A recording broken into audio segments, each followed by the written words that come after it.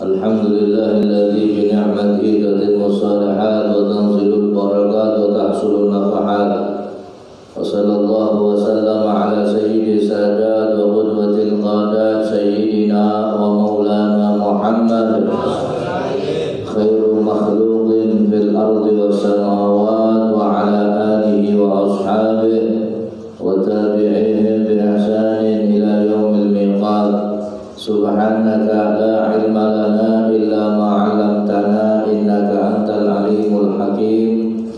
Rabbi shrah li sadri wa yassir li amri wa hlul 'uqdatam min lisani yafqahu qawli wa saddid lisani wa hdi qalbi bihaqqil Qur'anil 'azim wa rasulil karim sayyidina Muhammadin wa ala alihi wa sahbihi ajma'in.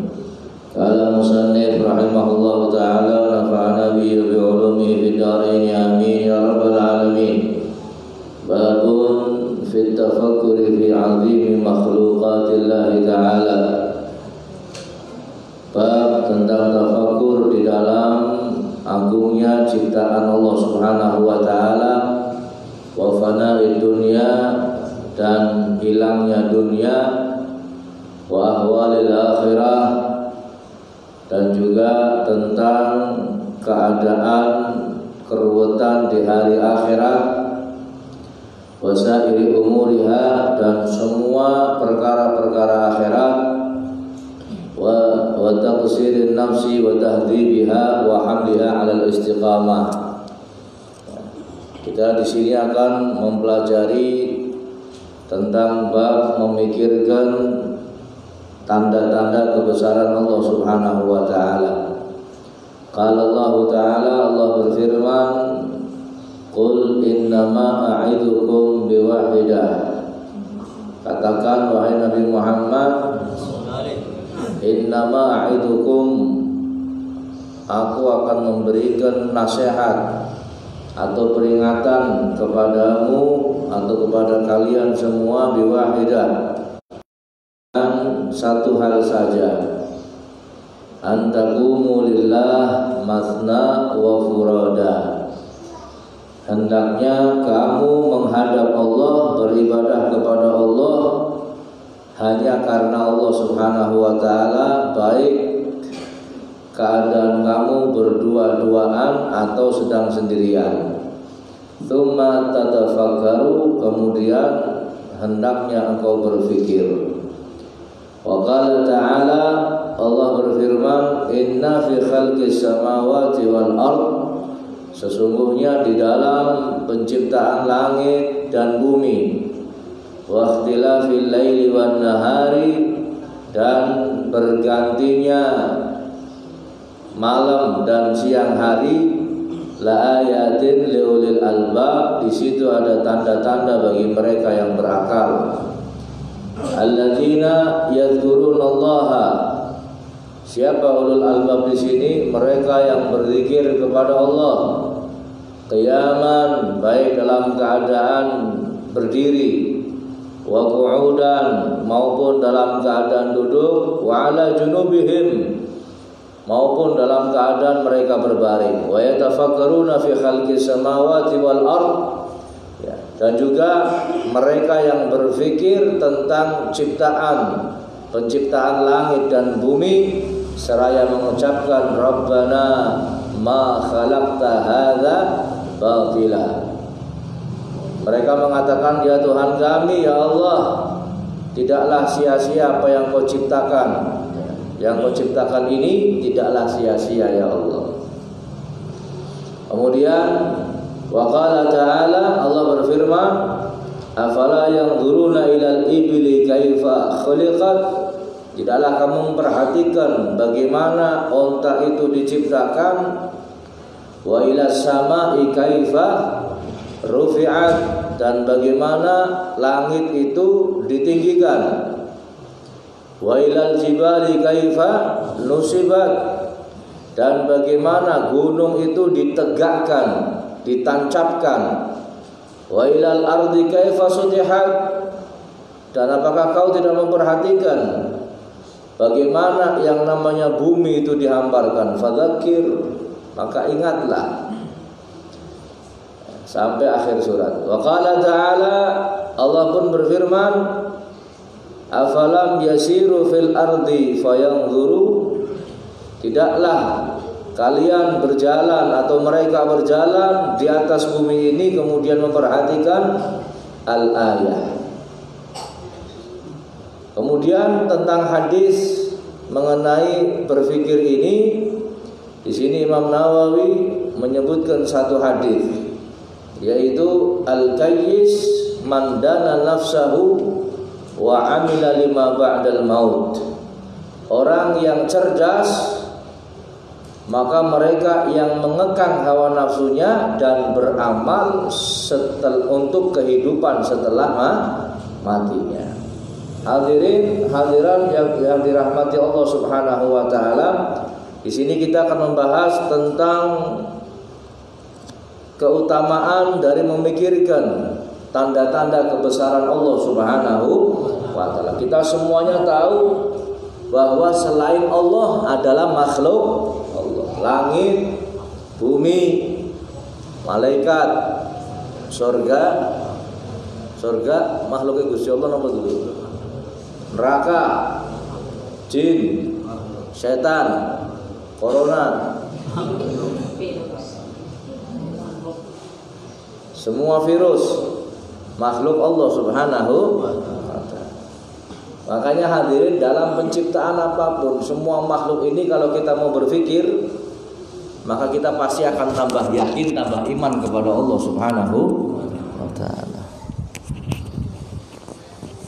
Sekalipun dalam urusan corona yang sedang geger, kalau kita mau berpikir hadirin kepada Allah Subhanahu wa ta'ala, ternyata tembe dimain corona sacuil baik, ketakutan kita sudah menjadi-jadi. Padahal banyak dari kita yang meninggalkan sholat bertahun-tahun tapi nggak takut, ataupun bermaksiat bertahun-tahun tapi nggak takut diazab, melakukan dosa bertahun-tahun biasa-biasa saja. Ya, barang dimain sacuil, makhluk yang tidak kasat mata, yang tidak terlihat oleh mata, baru kita ini takut. Takutnya ini berjamaah. Ya. Ini padahal baru sentilan Allah. Kalau kita mau berpikir hadirin, ini semuanya Allah yang ngatur. Alhamdulillah, sebenarnya kalau mau diambil hikmahnya, kita harus bersyukur. Ternyata Allah masih mengingatkan kita hadirin. Dengan adanya seperti ini, paling tidak banyak orang yang ingat kepada Allah. Oh iya, makhluk kecil nggak kelihatan mata, ya takut ke sana, takut ke sini. Tapi mudah-mudahan malam ini kita ngaji nggak ada perasaan takut. Ada nggak? Nggak ada. Niatnya ngaji lillahi ta'ala. Mudah-mudahan Allah menjaga kita. Amin ya robbal. Ikhtiar tetap hadirin, ikhtiar usaha tetap, cuci tangan, ya, wudu, pakai sabun, wudu taruh nggak sabun ya, cuci tangan pakai sabun, wudu, ikhtiar hadirin. Tapi kalau kita mau perhatikan, ya Allah, kalau orang mau mengamalkan sunnah Nabi Muhammad, insya Allah sehat. Contoh yang paling gampang, sunnah puasa Senin, Kemis, Ayyamul Bid, hari-hari putih 13, 14, 15. Nabi mengatakan sumu tasihhu. Berpuasalah kalian, maka kalian akan menjadi sehat. Sunnah Nabi hadirin kalau diamalkan insya Allah sehat semuanya. Nabi melarang kita untuk meniup makanan dan minuman panas. Di situ ada kesehatan. Ada kesehatan di situ. Kenapa kok dilarang? Kita tidak melakukan itu bukan berarti karena ada efek kimia atau efek-efek yang lain, tapi kita ngikuti Nabi Muhammad. Rasulullah melarang kita ikuti, kita taati hadirin. Tapi ternyata subhanallah, Nabi melarang, setelah diteliti ada manfaatnya. Kandungan karbon dioksida CO2 yang dikeluarkan mulut kita, kemudian kan lagi SD kan ada kan ning albab yang ngandung apa? CO2. Ana sing nambah meni CO2T itu. Ini mengandung CO2 karbon dioksida, ketemu uap. Uap ini H2O hidrogen, ketemu ya.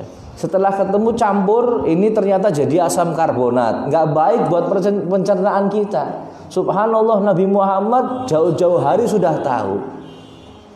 Mobilnya siapa?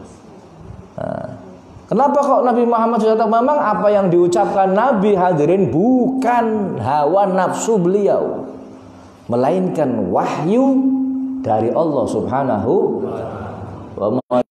wa ma yantiqu anil hawa in huwa illa wahyun yuha. Apa yang diucapkan Nabi Muhammad bukan hawa nafsunya, tapi semata-mata wahyu dari Allah Subhanahu wa ta'ala. Cuci tangan hadirin sebelum makan, ini sunnah yang diajarkan. Sunnah yang diajarkan sebelum makan dan sesudah makan, ini sunnah.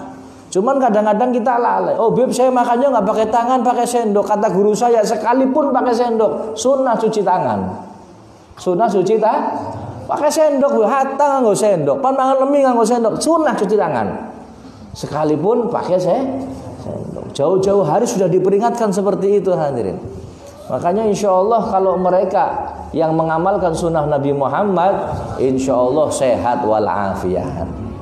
Kalaupun kena hadirin, ternyata kena corona dan lain sebagainya, ya itu ujian dari Allah Subhanahu wa ta'ala. Kita menjauh dari wabah, mencegah dari wabah, ini disyariatkan. Tapi kalau sudah kena berarti ini takdir Allah. Yang sampai kena kemudian meninggal dunia masih mempunyai iman Islam, insya Allah matinya mati syahid. Insya Allah matinya mati syahid.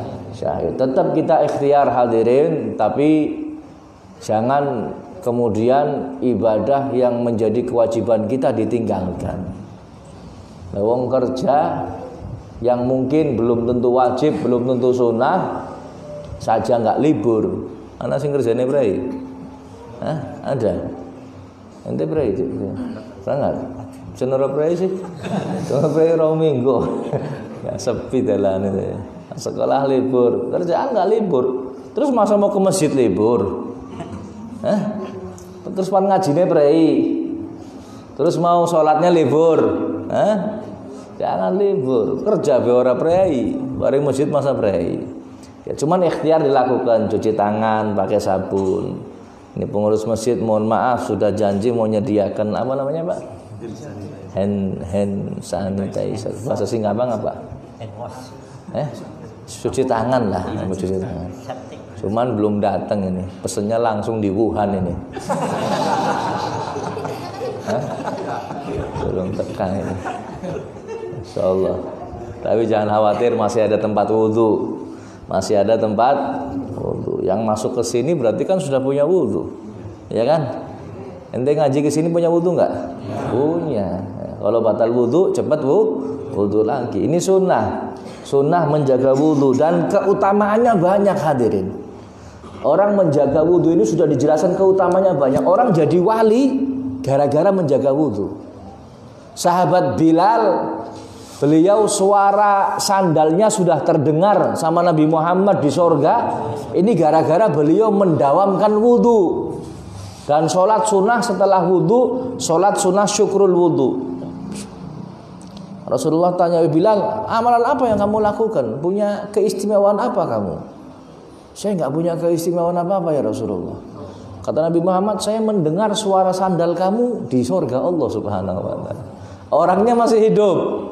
Orangnya masih hidup, belum meninggal dunia. Bahkan mungkin pintu surga belum dibuka. Nabi Muhammad sudah tahu siapa yang ada di dalam surga. Salah satunya Bilal. Terdengar suara sandalnya. Ketika ditanya apa amalannya, beliau membiasakan diri berwudu.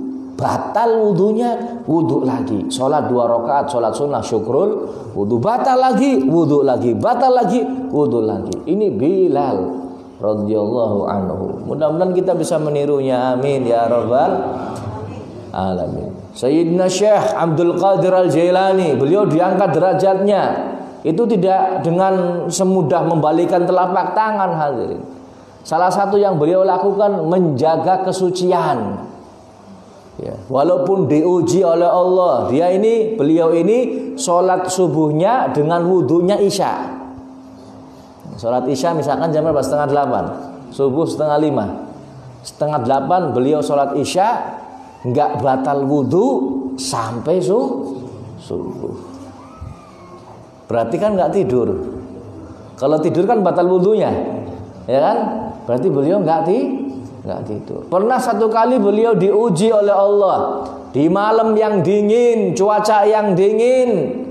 Beliau diuji ketiduran, kemudian ihtilam, mimpi basah. Kan harus mandi. Dan beliau kepengen menjaga tetap suci. Di malam yang dingin, cuaca yang dingin, beliau tetap ya bersuci demi terjaganya kesucian yang ada pada diri beliau. Nah, ini orang-orang dahulu seperti itu, hadirin. Kita ingat lagi cerita dulu ada seorang yang ingin belajar kimia kepada Syekh Abdul Hasan Asyadili. Belajar kimianya bukan kayak kita kimia-kimia biasa. Dia kepengen bisa merubah batu jadi emas. Merubah apa? Batu jadi emas. Mungkin kalau ada orang yang bisa saat ini mungkin dicari semua presiden yang ada di seluruh dunia. Waktu jadi emas. Ngomong, wahai Syekh, saya kepengen belajar kimia supaya bisa merubah batu menjadi emas. Oh ya boleh. Dengan catatan selama 40 hari kamu tidak boleh lepas dari wudhu. Artinya apa? Kalau batal wudhu, cepat wudhu.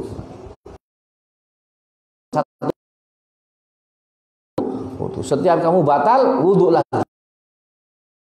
Wudhu lagi. Akhirnya dilakukan, ini syaratnya. Sebulan berjalan, 2 bulan berjalan, 3 bulan berjalan, sampai pada hari terakhir. Hari terakhir beliau mau ambil air untuk wudhu seperti biasanya di dalam sumur. Beliau ambil pakai timba. Ambil pakai timba. Ternyata setelah diangkat, yang didapat di timba itu bukan air tapi emas. Bukan air tapi emas. Karena dia ini butuh air, yang lihat emas dibuang lagi ke sumur. Dibuang lagi ke sumur. Ente coba lagi nimba nang sumur uruk emas, kira-kira dapat kena? Kira-kira dibuang maning apa disak apa diwadai kresek? Hah? Membangun masjid.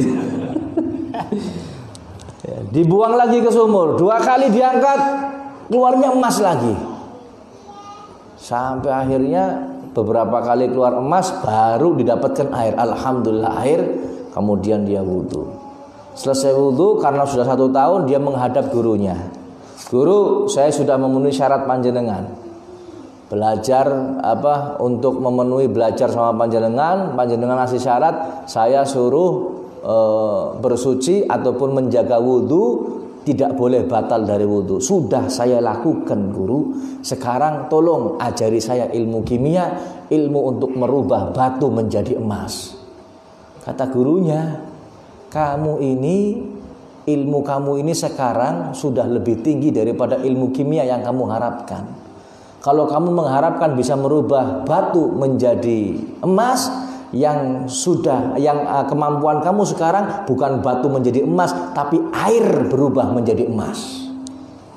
Nah, ini sebab daripada menjaga wudhu. Makanya jangan sepelekan ini, hadirin. Alhamdulillah air di tempat kita berlimpah. Kita wudhu dengan sunnah-sunnahnya yang benar. Ya, insya Allah wudhu dengan sempurna akan membawa manfaat untuk kita semua, dunia maupun akhirat, zahiran maupun batinan. Allahumma amin. Sunnah-sunnahnya wudhu dikerjakan, hadirin, semampu kita. Contoh, mencuci kedua tangan, ini sunnah. Ya, yang wajib kan niat, kemudian membasuh wajah, kemudian tangan sampai siku, kemudian mengusap rambut atau sebagian kepala, kemudian apa? Kaki sampai mata kaki. Yang keenam adalah tartib. Ini yang wajib. Cuman jangan sepelekan yang sunnah. Apa sunnahnya? Kumur. Kalau bisa kumurnya sampai telak. Kalau kita nggak puasa. Kalau puasa jangan. Kalau nggak puasa kumur sampai telak. Nggak tahu ini ada yang ngomong lagi, corona ini sebelum masuk ke tubuh orang ini hinggap di saluran tenggorokan ya, atau hidung dan lain sebagainya selama 3 sampai 4 jam. Ya, 3 sampai 4 jam. Jadi kalau kita kumur kemudian menghisap air ke dalam hidung, istinsyak namanya. Ya, tamadmad ya sama istinsyak kita benar-benar lakukan, maka itu virus akan hilang, akan mati. Jadi kalau kita wudu benar-benar wudunya, insya Allah dijaga kesehatannya oleh Allah Subhanahu. Kumur, jadi kumurnya bukan cuman di air mulut saja, cuman sampai tenggorokan. Kemudian ketika istinsyak airnya dihisap, kemudian dikeluarkan lagi. Jadi dudukur nutul pucuke tok tul gitu. Saya kadang-kadang bingung, ada orang wudu kemudian ketika mengusap hidung atau apa, ini nutul lang pucuke tok tul kayak seakan-akan enggak mau masuk, padahal ini masukkan ke dalam. Masukkan ke dalam. Ada orang kena penyakit polip tahunan. Ketika mengamalkan istinsyak polipnya sembuh. Sembuh. Ini sunnah dari bagian wudu. Jadi bukan ditul-tul-tuluk nang pucuk kayak cungur, bukan. Ada yang cuma tul-tuluk, dimasukkan airnya ke dalam. Kalau nggak dihisap ya dimasukkan sudah. Dimasukkan kemudian dikeluarkan. Jadi bukan di ujungnya. Dan sunnah-sunnah yang lain kerjakan. Ya, sunnah-sunnah yang lain kerjakan, insya Allah sehat badan, sehat jasmani, sehat rohani. Allahumma amin ya rabbal alamin. Pun Nabi SAW bersabda, Al-Kayyis, orang yang cerdas, mereka yang bisa mengekang hawa nafsunya dan beramal untuk kehidupan setelah mati. Sebab gini hadirin, kalau kita pikir-pikir, hidup kita di dunia ini terbatas hanya 60 tahun, 70 tahun. Ini hidup kita. Kemudian hidup kita di alam barzah, kita pun gak bisa menentukan kapan lamanya, tergantung kiamatnya kapan. Kalau kiamatnya masih 1000 tahun lagi, ya berarti kita tinggal di alam barzah 1000 tahun.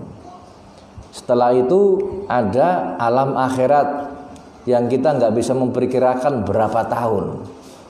Lawang diterangkan saja, nunggunya saja 50.000 tahun. Nunggu di mahsyar, di absen panjenengan 50.000 tahun. Lalu tinggalnya berapa lama? Artinya akhirat ini kehidupan yang kekal abadi, tidak ada ujung akhirnya. Hanya ada 2 pilihan, yaitu kalau enggak berakhir di surga, ya berakhir di neraka. Makanya kalau orang yang cerdas hadirin, ini tidak akan menggadaikan urusan akhiratnya demi untuk urusan dunia. Orang yang cerdas, dunia yang dia miliki, dunia yang dia rasakan, maka akan digunakan untuk ibadah sebagai persiapan kehidupan akhir. Ini orang yang cerdas, sudah orang yang cerdas. Panjenengan misalkan musafir ya, tinggal mau pergi sekitar 3 hari di Jakarta, maka kita akan mempersiapkan bekal. Atau mungkin seperti ini, 3 hari ke Jakarta, kemudian beberapa hari kemudian kita ke luar pulau selama setengah tahun. Tentunya hadirin, persiapan ke Jakarta 3 hari dengan persiapan setengah tahun ke luar pulau lebih banyak persiapkan ke luar pulau yang setengah karena waktunya lebih lama. Kita di dunia ini 60 sampai 70 tahun hadirin. Persiapannya ya seharusnya dipaskan saja untuk urusan dunia. Yang kita siapkan kehidupan kita nanti setelah mati, yaitu kehidupan akhir. Ini bagi orang yang berakal. Kalau mau hitung-hitungan matematik, orang yang berakal akan lebih mengutamakan kehidupan akhirat ketimbang kehidupan dunia.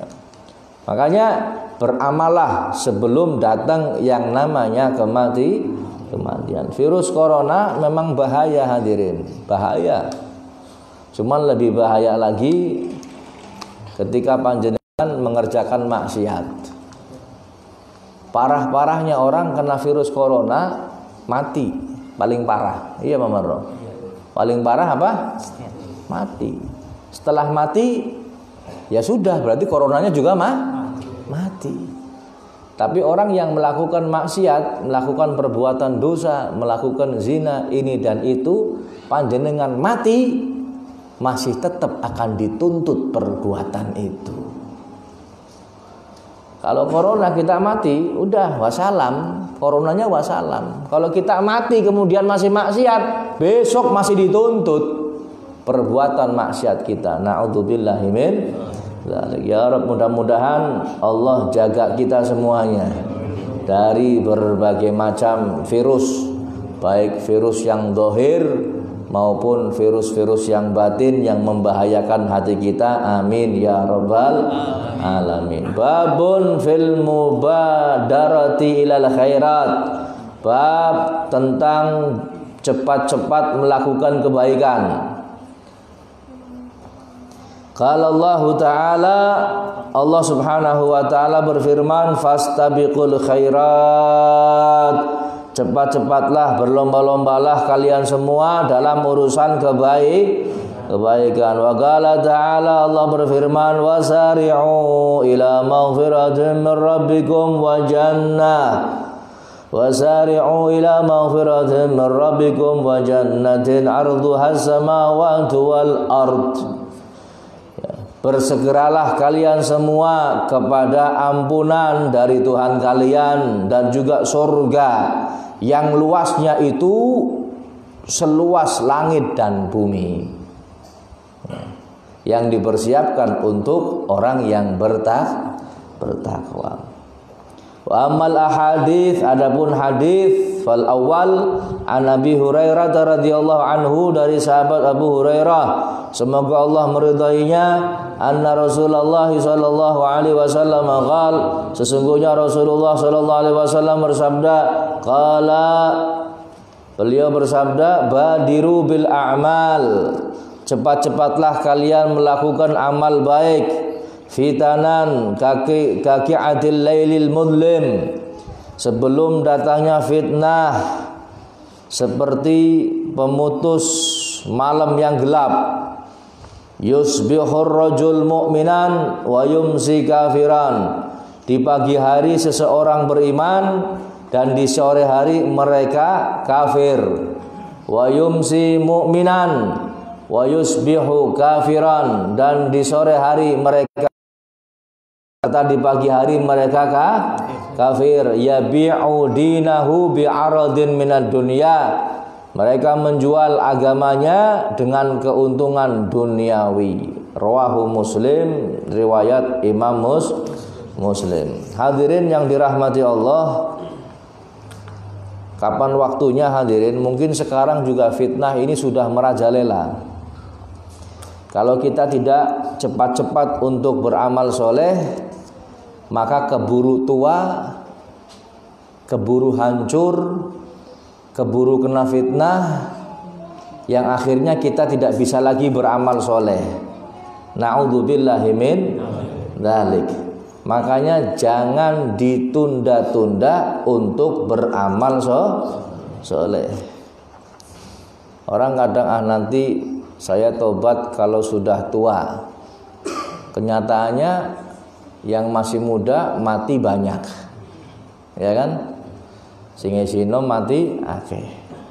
Atau mungkin nanti saya mau ibadahnya, mau sodakohnya kalau sudah kaya. Ternyata ketika kaya, dia ini diberikan perasaan takut miskin, yang akhirnya nggak mau sodakoh. Makanya sebelum fitnah itu terjadi, maka bersegeralah untuk beramal soleh. Mudah-mudahan dengan amal soleh yang kita lakukan, Allah jaga kita semuanya. Amin ya rabbal alamin. Di sini dikatakan Nabi Muhammad sallallahu alaihi wasallam dari sahabat Abu Hurairah, ja'a rajulun ila Nabi sallallahu alaihi wasallam. Ada seseorang datang kepada Nabi Muhammad sallallahu alaihi wasallam, faqala ya Rasulullah.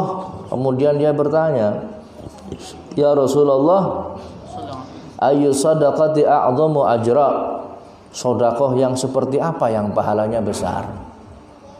Qala, maka Nabi pun menjawab, anta saddaqa wa anta sahihun takhshal faqra wa ta'mulul ghina wala tumhil hatta idza balahatil hulqum qulta li fulanin kadza wa li fulanin kadza wa qad kana li fulan. Nabi Muhammad menjawab, sedekah yang paling afdol engkau bersedekah sedangkan engkau dalam keadaan sehat, dalam keadaan kuat. Syahihun, kamu punya harta yang harta itu diempling-empling. Tahu diempling-empling? Jadi sedekah yang paling afdol itu sedekah dengan harta yang diempling-empling. Bahasa diempling-empling bahasa Indonesianya apa? Hah? Disayang. Dan ini kayak bojo. Dieman-eman. Apa bahasa yang pas apa ini? Harta yang apa? Tahu diempling-empling? Tahu nggak kan? Jadi, ini penting sekali nih. Harta ini buat saya penting. Cuman harta yang penting ini dikeluarkan untuk sedekah. Apa ini artinya? Hah? Berharga. Berharga bukan menurut kita karena kita mungkin, tapi ini berharga benar-benar kita butuhkan harta ini. Kita butuhkan dikeluarkan. Kalau orang punya banyak duit, uangnya 1 miliar, uangnya 1 miliar, dia sedekah 10 juta kecil, sedekah 20 juta kecil karena duitnya 1 miliar. Tapi ini sedekah yang dia empling-empling sudah. Ini yang paling afdol sedekah seperti itu. Takhshal faqra, sedangkan keadaan kamu sudah ngembling-ngembling, kamu takut miskin nih. Kalau saya nggak ada harta ini, saya nggak bisa makan, saya nggak bisa ini, saya nggak bisa itu. Ya. Wa ta'mulul ghina, dan kau sedang menghayal, sedang berharap untuk kaya. Ya kan angel kan? Ini harta modal buat saya. Nah itu yang terbaik, sedekah yang paling besar pahalanya yang seperti itu. Ada nggak yang sudah pernah praktek seperti ini? Enten duwe motor mung siji, mau kerja, ngulur duit, buat ini tahu-taunya disedekahkan motornya. Ada yang seperti itu? Hah? Ana boleh? Tahu urus sing kaya kowe? Mau ana wong sing sedekah kaya ngomong Habibe, pengen kenal Habibe. Wala tumhil hatta idza balaghatil hulqum, jangan kau tunda-tunda kebaikan sedekah yang semacam itu ya sehingga nyawa sudah sampai di hulqum. Apa? Tempatnya nafas apa? Tenggorokan apa kerongkongan? Tenggorokan tempatnya apa? Nafas ya. Kerongkongan makanan ya. Yang makanan apa namanya? Kerongkongan. Ini tenggorokan, nyawanya sudah sampai di, berarti wis cekik sudah. Kulta lah, sudah nyawanya sudah hampir mati baru ngomong, ini harta saya buat fulan, sedekahkan buat fulan, udah nggak kepake lagi. Kenapa demikian? Ketika engkau mati hartanya jadi harta warisan. Kalau sudah cekik mau gimana loh? Itu buat fulan, ini belum dibagi udah. Innalillahi wa inna ilaihi. Terus gimana? Ya nggak bisa, hartanya sudah milik ahli waris, nggak bisa dibagi lagi. Sudah milik ahli. Kalau ahli warisnya setuju boleh dibagi, kalau enggak ya enggak. Kan seperti itu. Makanya sebelum terjadi semacam itu, jangan tunda-tunda yang namanya kebaikan. Cepat kita punya apa, keluarkan. Saya pengen dakwah, ilmu saya sedikit, dakwah. Ya. Walaupun hanya beberapa ayat, walaupun hanya beberapa patah kalimat, walaupun hanya mencontohkan kebaikan, dakwah. Ya. Kalau kita punya sedikit ilmu kemudian dakwah, insya Allah ketika punya banyak ilmu akan mudah untuk dakwah. Begitu pula sodako. Kita punya harta sedikit sodako, ketika kita punya banyak akan mudah untuk sodako. Tapi kalau sedikit sudah pelit, ketika punya banyak tambah pelit. A'udzubillahi min dzalik. Ya Rabb, mudah-mudahan Allah berikan taufik hidayah sehingga bisa melakukan amal soleh. Amin ya rabbal alamin. Kita lanjutkan hadirin tentang masalah Isra dan Mi'raj Nabi Agung Muhammad sallallahu alaihi wasallam. Kemarin saya menjelaskan sampai di mana? Membelah dada. Iya. Membelah dada.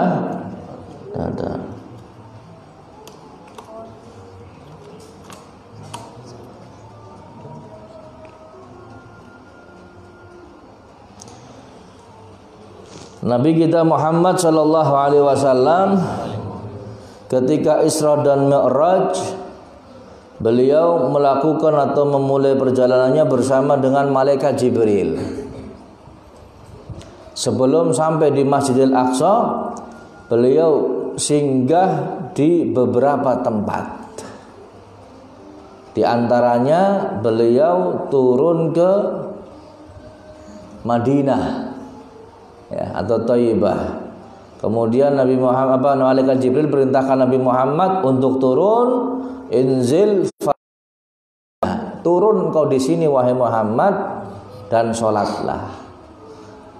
Kemudian malaikat Jibril tanya, atadri aina shallait, tahukah kamu wahai Muhammad di mana kamu sholat?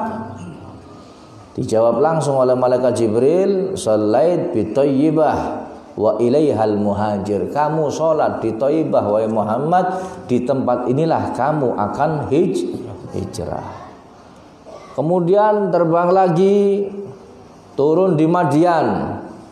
Turun di Madian, di tempat Nabi Musa berdoa dan berteduh, ya, di bawah pohon rindang. Suruh turun, kemudian sholat. Di tempat itulah Nabi Musa pernah berteduh dan berdoa. Ketika dikejar oleh Fir'aun dan pasukannya, beliau lari ke Madian, ya, kemudian di situ beliau berdoa, Robbi inni lima anzalta ilayya min khairin faqir. Ya Allah, sesungguhnya aku butuh kebaikan yang kau turunkan kepada saya, ya Allah. Turunkan kebaikan kepada saya, ya Allah. Maka barokah doanya Nabi Musa alaihi salam, beliau pun ketemu dengan perempuan yang sedang mengembalakan ternak. Ketemu perempuan yang sedang mengembalakan ternak. Ini perempuan mau memberikan minum kepada ternaknya di sungai, cuman mereka ini malu karena di sungai ada laki-laki. Lo lihat wanita-wanita zaman dahulu nggak mau ngerombol sama laki-laki. Yang lihat ada laki-laki dia malu, luntap luntup nang wit-witan, luntap luntup. Nabi Musa pun lihat. Kemudian, kenapa saya memberikan ternak tapi saya malu masih ada laki-laki. Kemudian dibantu sama Nabi Musa, kemudian ternaknya dikasih minum. Lah ini perempuan-perempuan ini, cewek-cewek ini ada yang mantu senang. Ya, 2 orang ini. Akhirnya pulang ke bapaknya, ternyata ini 2 perempuan anaknya Nabi. Nabi siapa? Nabi Syuaib. Nabi siapa? Nabi Syuaib, mantunya mertuanya Nabi Musa. Nah, akhirnya cerita sama abahnya, "Bah, ana wong lanang ya Allah, Masya Allah apik nemen nulungi nyong." Akhirnya diundang sama Nabi Syuaib. Diundang, singkat cerita Nabi Musa datang, kemudian ditanya nggak punya kerjaan dan sebagainya, disuruh kerja, istimen kerja, digongon milih anaknya salah siji jadi bojone. Jadi wis oleh duit, oleh rezeki, dapat kerjaan dan juga dapat istri. Makanya mereka atau panjenengan yang masih nganggur atau mungkin butuh pekerjaan yang baik dan belum dapat istri, amalkan doa ini. Robbi inni lima anzalta ilayya min khairin fakir. Insyaallah oleh jodoh sing solehah, dapat kerjaan ataupun dapat penghasilan yang baik, halalan thayyiban. Allahumma. Tapi ya gue syarate ya, ngrewangi dingin apa ngrewangi. Insyaallah ya, ada syariatnya kan, ada ikhtiarnya, ada usahanya.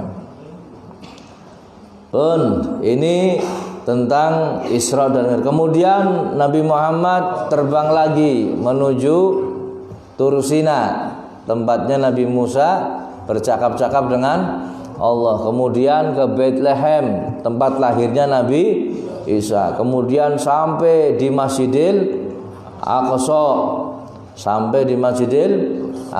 Nabi Muhammad kemudian menjadi imam para nabi-nabi sebelumnya. Di sini sudah kelihatan kedudukan Nabi kita Muhammad Sallallahu Alaihi Wasallam lebih utama dibandingkan mereka para nabi-nabi sebelumnya. Beruntung kita yang dipilih oleh Allah menjadi umat beliau. Mudah-mudahan keuntungan ini bisa kita syukuri sampai akhir hayat kita. Amin ya rabbal alamin. Adhan dulu.